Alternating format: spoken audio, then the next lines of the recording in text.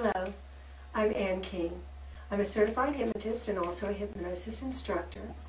And this video is developed to aid those people who want to eliminate tobacco by using hypnosis to do so successfully and permanently.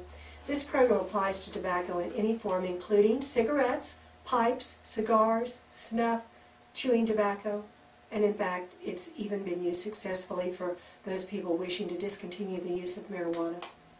Hypnosis is an excellent tool in the elimination process, effective for all types of tobacco cessation.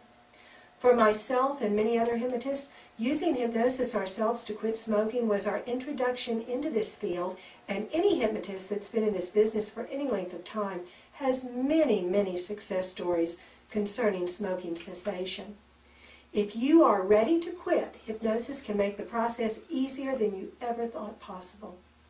I congratulate you on taking this positive step in your life, and I guarantee that you will feel so much better once you eliminate tobacco from your life.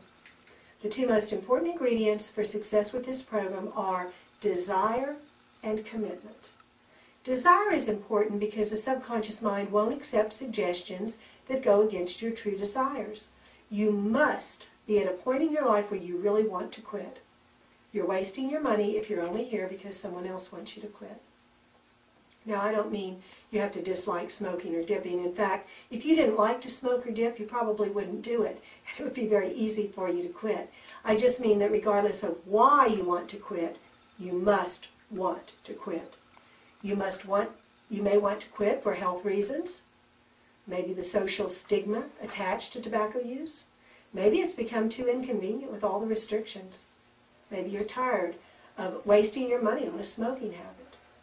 If you're pregnant or have a small child or grandchild or others in your life that suffer from secondhand smoke, maybe that's your reason.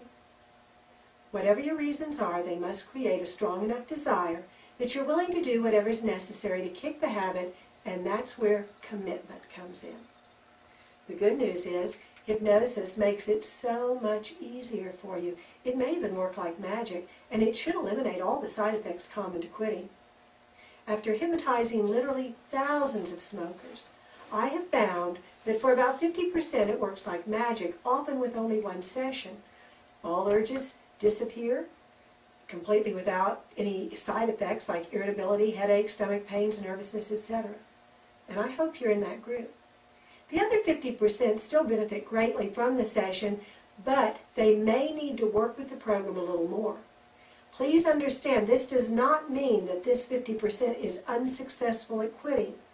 Most of them are successful, and all can be by putting forth a little extra effort. This second 50% may have some occasional urges for a cigarette after their session. The good news is, the urges are usually weaker and farther apart than when you try to quit on your own, and they're usually gone completely within about a week. Even though there may be an occasional urge, this group usually does not experience all the other withdrawal side effects common to quitting. If you want this to be as easy as possible, you must be committed, and I ask you to make that commitment right now. Most importantly, be committed to not smoking or dipping for at least 1 week. It surprises people to know that hypnosis will not make you quit smoking. Actually, what hypnosis does is help with the urges and side effects. You, though, need to have the commitment to not put a cigarette in your mouth.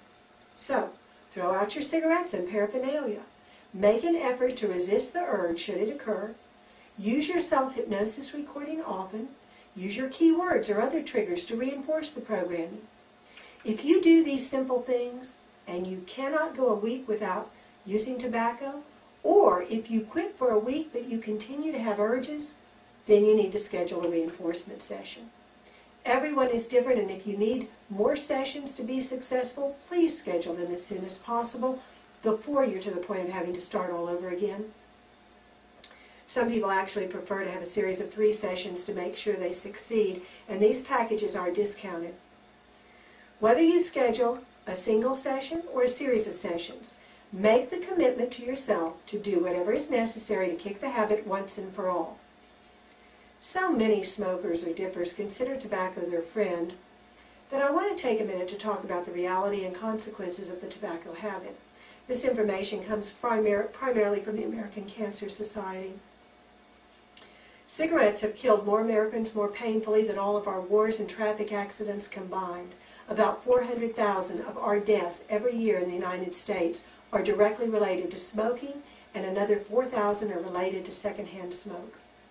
All tobacco is poisonous. When you smoke, you suck nicotine, carbon monoxide, arsenic, lead, formaldehyde, cyanide, propane, and butane into the delicate membranes of your internal lungs. Dippers receive the poison as they're absorbed through the skin. Tobacco use is directly related to cancer of the lungs, mouth, throat, and stomach.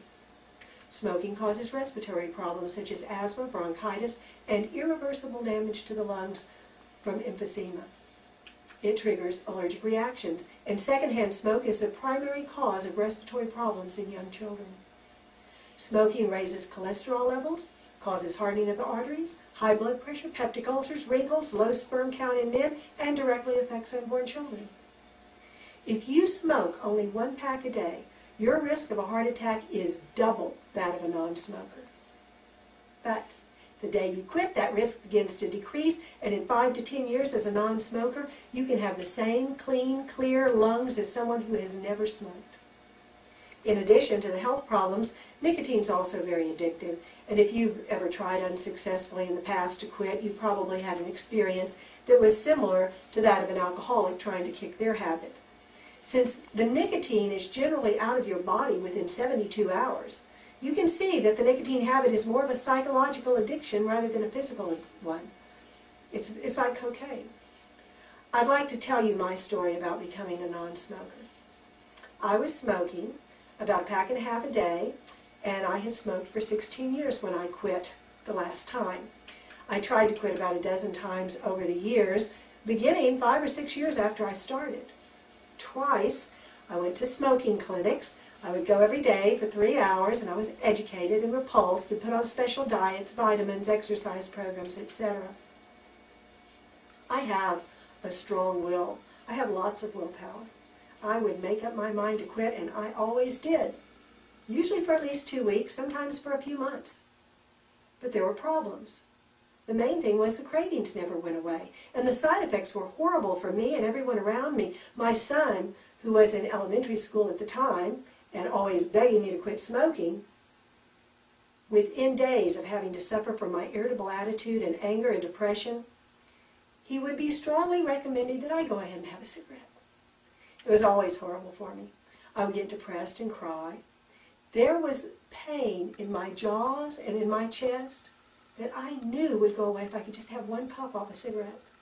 Eventually I'd get better, but the urges never went completely away, and having a social drink or being around smokers would cause that craving to return.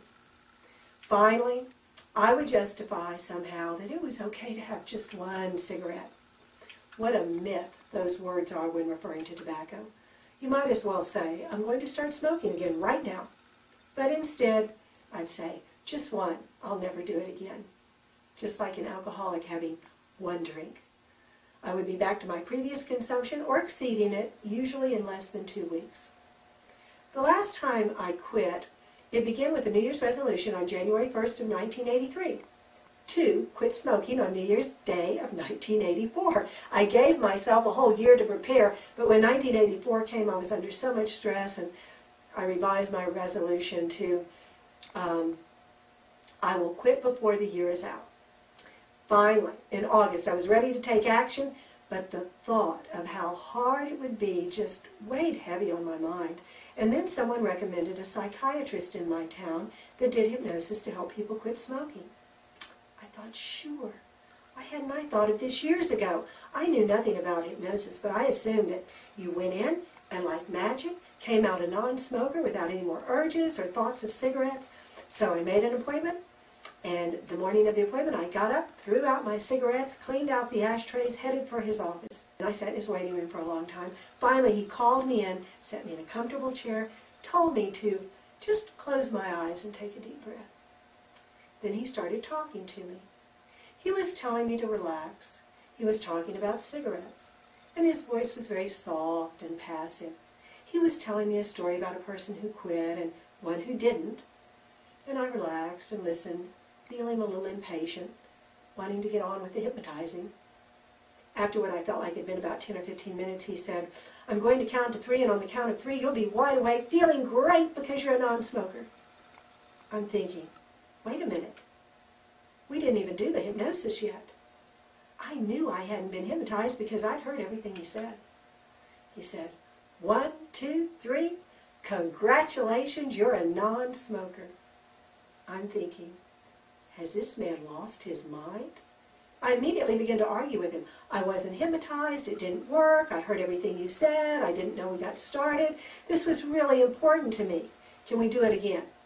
"Oh, no," he said. "It worked great. You did fine. How does it feel to be a non-smoker?" Well, it felt the same as when I was a smoker, and I knew why. This man was a quack. He had just taken me for $75, and at that time, in August of '84, I could have bought cigarettes for 2 months, 2.5 months. Then I thought, no, this man is a respected doctor. He was recommended because of his success, and maybe somehow it was my fault that it didn't work. I'll give him the benefit of the doubt. So I politely told him I would just go ahead and schedule a second session for next week since it didn't work. I was willing to pay another $75 to quit without the withdrawal and side effects. He said, no. He said, you did fine. You're a non-smoker. It only takes 1 session, and he would not see me again. That made me extremely angry. I cursed him under my breath on the way to the car. I cursed him and called him a quack when I got to work. I was still cursing that man 3 days later when it dawned on me. I hadn't thought about a cigarette in 3 days. But back then, I worked in a room full of smokers. This was before they even had no smoking sections. So, was this a great revelation to me? No. I knew I wasn't hypnotized, and therefore this was not going to work. I might be doing great right now, but whatever happened was bound to wear off because I was never hypnotized. Over and over I told myself that pretty soon I was going to want a cigarette. And eventually I did start having some mild urges, although they were never very strong, certainly not strong enough to justify having a cigarette. 3 weeks after my visit with the doctor, I went to see another hypnotist. At the time, I was involved in sales, and a few of my colleagues had been to this lady, who was not a doctor, for motivation and energy type of program, and swore to the results. I called her up and made an appointment for salesmanship. When I arrived, she asked me if I'd ever been hypnotized before, and I said, no, but I did go to Dr. So-and-so for smoking. However, it didn't work. I was never hypnotized. She asked me if I'd rather be hypnotized for smoking instead of sales motivation, and I said, no, I don't smoke anymore. I went on to explain that he only spent about 10 minutes with me or so, and I heard everything he said. And even though the urges went away completely for a while and were now very manageable, I knew I hadn't been hypnotized. She took the time to do what he didn't. She explained to me what hypnosis was and how it worked. She knew the man and assured me that he most likely had spent about 45 minutes with me. She explained to me that you don't feel hypnotized, and let me know that it really did work. She also pointed out that when I was repeating over and over to myself that it would wear off, I was programming my subconscious mind for just that, for it to wear off. She did a motivation session for me and threw in a sentence or two at the end about remaining a non-smoker. And again, I didn't feel hypnotized. The time went by very quickly. But this time I knew it was okay. I left her office and never had another urge for a cigarette. Since then, I've learned a lot about the subconscious mind and how it works. With hypnosis, the changes occur so easily and subtly that sometimes it takes a while to even recognize your success. Before we begin your session, there are a few points I'd like to address. Most people, especially women, are concerned about gaining weight when they quit smoking. Specific suggestions to help you avoid overeating and or substituting food for cigarettes are included in your session unless you don't want them to be. This will help you avoid gaining any additional weight. It is important for anyone concerned about weight gain to use substitutes for their mouth over the next month or so, even if you don't have an urge for a cigarette. When I've asked women who quit smoking easily but gained weight if they use substitutes, the answer has always been, no, I didn't need substitutes, I didn't want a cigarette. Even though the cigarette urges are gone, there may be a tendency for that oral gratification, hand to mouth. So chew sugarless gum, suck on a low-calorie mint or candy, chew on a toothpick or a coffee stir stick. Give your mouth something to do, and it will keep you from mindlessly consuming those extra calories. If you have extra weight you want to lose, hypnosis can help, but it's best to work on one thing at a time. I suggest that clients wait 2 to 4 weeks before beginning sessions for weight loss after the stop smoking session. You'll want to use your smoking recording for the next 21 days, and when you begin a weight loss program, you'll then need to use that recording regularly. If there is a need for substitutes, it will gradually disappear over a few weeks' time. Even if you're not concerned with weight gain, you can still use substitutes to help with any lingering urges. Use substitutes for your mouth as indicated previously. For your hands, use anything that you can move between your fingers. A small stone, a string of beads, a pencil, or a pen. Now, what if you live with smokers? This is usually not a problem. It usually creates no urges, although the smell and smoke may become unpleasant to you. It's great if your success could prompt others in your household or workplace to also quit, but in the meantime, perhaps an agreement could be reached for the smokers to confine their activity to outdoors or a certain room. And for yourself, throw out the cigarettes, lighters, any other smoking paraphernalia. You'll be more likely to resist the urge, should it occur, and succeed if you don't have tobacco right under your nose. Commit to never again justifying just one cigarette. Decide now on alternatives, what you can do instead of having a cigarette. Take a walk. Get busy doing something else. Fix something. Listen to your recording. Know that the urge will pass quickly. Don't give in. They'll be gone soon. We know nicotine is a drug, and drug rehab programs stress giving up all drugs.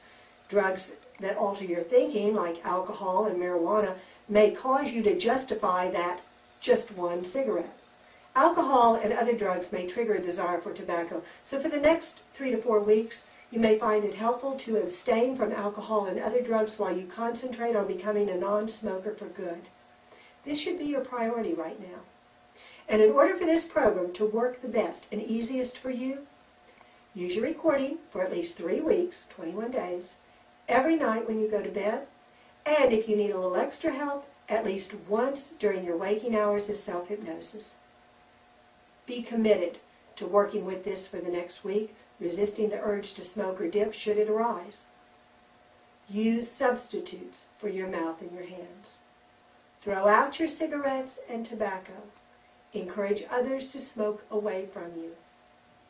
Use any key words or triggers that I gave you during your session over and over. Practice visualization and thought monitoring.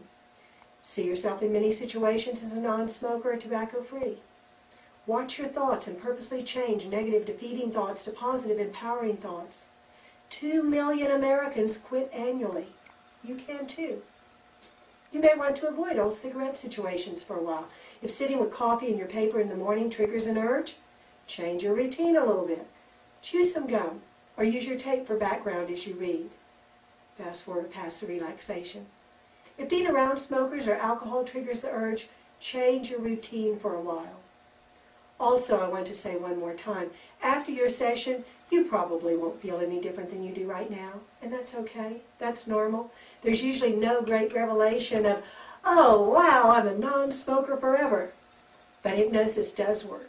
It has been proven over and over. I've seen thousands of people who have quit with the help of hypnosis, and it can work for you. I hope you're part of that 50% that are just like magic. You may wait for an urge that never comes. You may have some little urges that will be gone within a week. Even if you are one of the ones that needs a reinforcement session or two, it can work and it can be easier than it's ever been before. Well, this concludes the explanation of the smoking program. This short video is dedicated to my departed father, who smoked for 50 years and died of emphysema in 2001. He had been tobacco-free many years at the time of his death, and he gave me the determination to quit. I thought, you know, if he can quit, anybody can. Unfortunately, his lungs were already quite diseased when he quit, and as he aged, they became worse. During his dying process, he told me so many times, I never would have put a cigarette in my mouth if I knew then what I know now. He was a fine man without any physical or mental problems at the time of his death, other than that he just couldn't breathe any longer because of cigarettes. Prior to your session, it's a good idea to use the facilities because you probably won't have the opportunity again for about an hour or so once your session begins. If you need a hearing aid to hear clearly when your eyes are closed, make sure to have it with you for your session. And if you wear the type of contacts which need to be removed before sleep, you'll want to remove those also before your session. I'm Ann King, and I hope the tips on this video will aid you in your journey to freedom. Remember, 2 million Americans quit smoking every year. I'm sure you know some of them. If others can do it, you can too. Feel free to contact me. I'm always happy to talk to you in person or via email.